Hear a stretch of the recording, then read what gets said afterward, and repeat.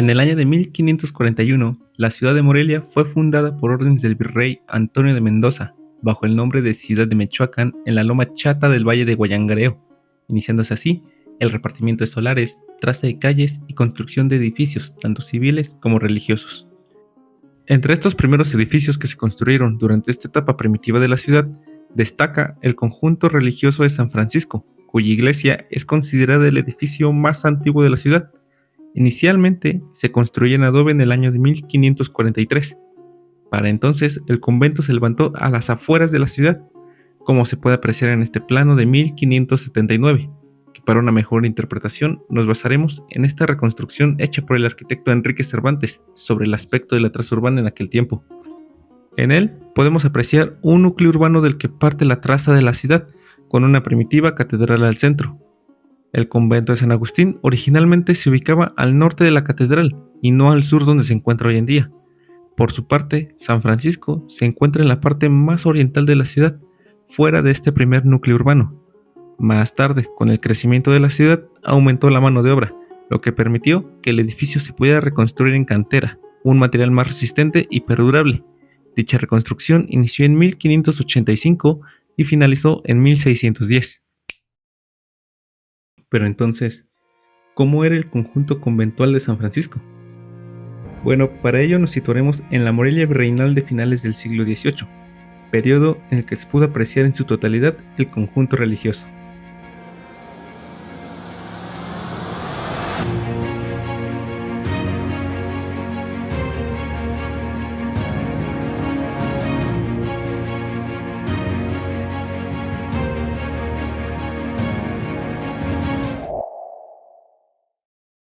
Originalmente, el edificio era de dimensiones muy superiores de las que actualmente podemos apreciar.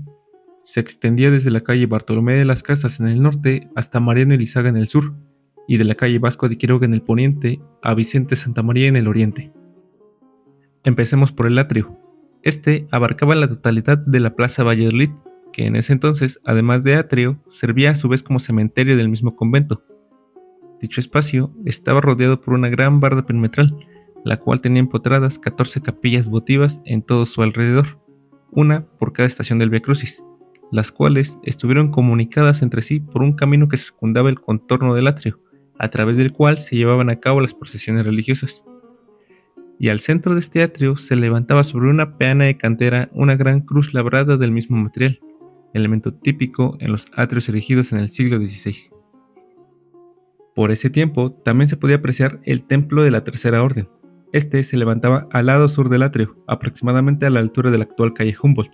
Se sabe fue construido por la Hermandad del Cordón del Tercer Orden, pero se desconoce su fecha precisa de edificación, aunque se tiene nota del mismo desde el siglo XVIII, y estaba dedicado a San Luis, rey de Francia.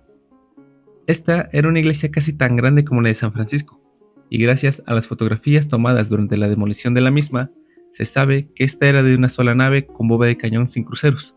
Contaba con una cúpula de tambor ochavado y sus muros eran soportados por pesados contrafuertes ubicados a ambos costados de la nave. También, gracias a registros de la época, sabemos que del lado sur se encontraba la torre, compuesta de 2 cuerpos, así como la sacristía y una sala de profundis donde descansaban los restos de parte de las personas más acaudaladas de la ciudad. Este conjunto conventual también contaba con su propio noviciado, que era un espacio destinado a la formación de futuros sacerdotes.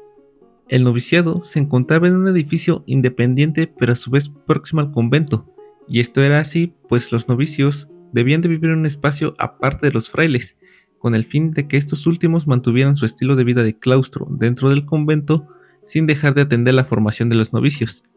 La fecha precisa en que se empezó a construir el edificio del noviciado se desconoce, pero se estima fue construido a finales del siglo XVI y principios del siglo XVII, pues para 1613 se tiene actas de profesión de este lugar.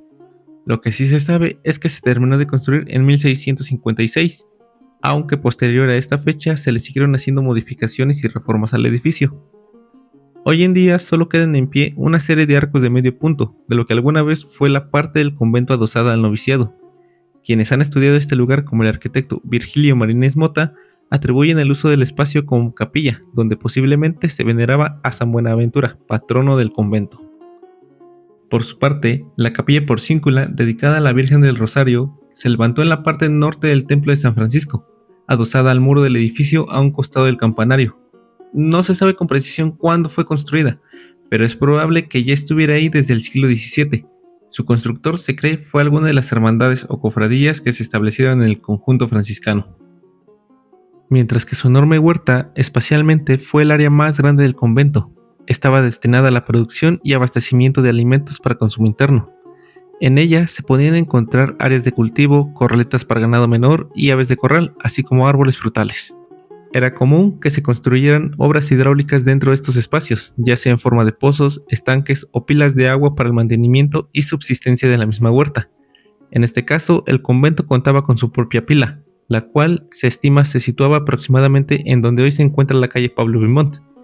La huerta estaba delimitada respecto de la calle por una gran barda perimetral, la cual la rodeaba por completo.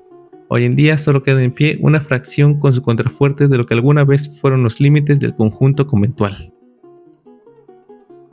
El convento e iglesia propiamente siempre han sido la joya del barrio de San Francisco, aunque por aquel tiempo fueron enriquecidos por expresiones artísticas como la pintura, la escultura y la música.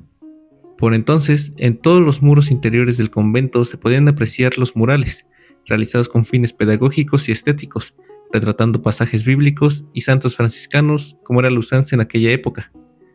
En la iglesia se podían apreciar retablos de muy bella factura y hábilmente tallados, generando un ambiente similar al que hoy en día se percibe en el templo de Santa Rosa de Lima. Lamentablemente de lo anterior hoy en día ya no queda nada, debido a las distintas reformas a las que han sido sujetas los edificios.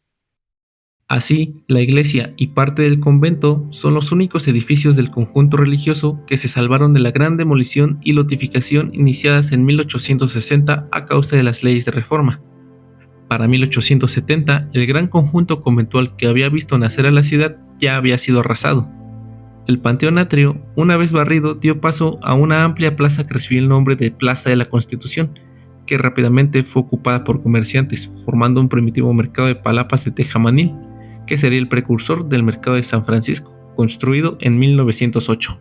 El templo del Tercer Orden, al ser demolido, su cantera fue reutilizada en la reconstrucción del Teatro Ocampo.